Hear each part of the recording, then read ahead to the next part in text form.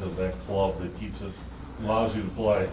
I mean, this is kind of like the base of it, but I have it's like a spongy thing in my hand, and they hard cast around it, and then they put like a thin like quarter-inch layer of pad over top of it, and they say you can go play. Does it help for causing fumbles? Nah, I think I did that with my head, but nah, it just makes me focus more on my tackling is one thing I need to do. I didn't do it great today, but it helps me focus on using my arms instead of just trying to shoulder people. Yeah, it didn't hurt you on the pick in the end zone? No, I didn't. I was just trying to catch it. Can you talk about that play and how important that was and what you saw there? I want to say it was a man blitz, but Ibrahim's guy came across a slant. Pretty sure Ibrahim should have caught it. Played it off his face mask, just popped in there, and then I ran to it, kind of cradled it, / attempted to catch and run, but I slid to the knee, and that was that. So what part of your hand is broken? Second metacarpal. Down here, like right here, if you can. Right there. It's not a big deal. What did you do last year? 2 years ago, I broke my fourth metacarpal in the same hand. That was Outback Bowl year, and played it then too. How did you cause the fumble? Was your bad, wasn't it? I think so. I didn't wrap up that play, which is a bad thing because I actually missed the tackle, but I hit the ball, so that worked out. But 22 slipped through the middle. I just came up, made a hit on him, lowered my head a little bit, but got the job done. Yeah, and I recovered it. It was sitting between my legs, and I was trying to hold on to it. These guys were ripping away, and I had one arm, so that was fun. Some words were exchanged. How long have you been playing with the cast? 2 weeks now. This is my second game, or like second and a half game, whatever. I broke it first quarter of the Nebraska game on Burkhead's knee. How do you explain the defense being so much better the last 2 weeks?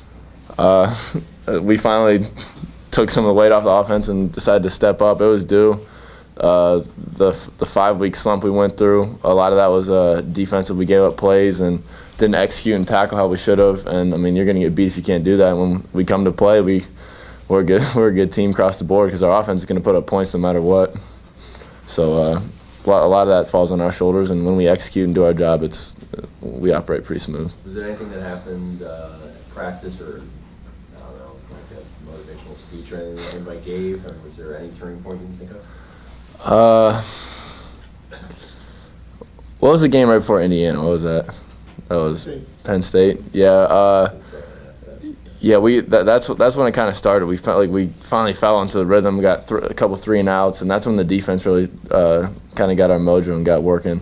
And yeah, that was the biggest thing. Once we realized we could do it, well, we were able to carry that into like the next 3 games.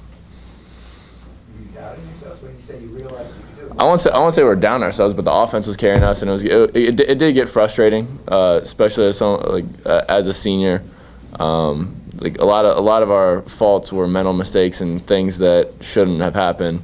So on top of focusing on that in practice, focusing on tackling the problems that we did have, we eventually turned it around and got bowl eligible now. So just trying to keep all that in the rear view and keep working with what we got. Is this defensive film session coming up one that you guys are looking forward to, or you'll look at with one eye open, one eye shut after today's game? What do you mean, like look at this upcoming film? Today's game, yeah. We'll watch this as players, and we're getting cracking on Michigan State ASAP. So. Are you looking forward to watching what you guys did or not? Yeah, I mean, we are. We still had a lot of mistakes despite the defensive performance we had today. Some runs creased us. We let some passes up that we don't usually go, but we competed, and that's all that matters. We competed and won the game.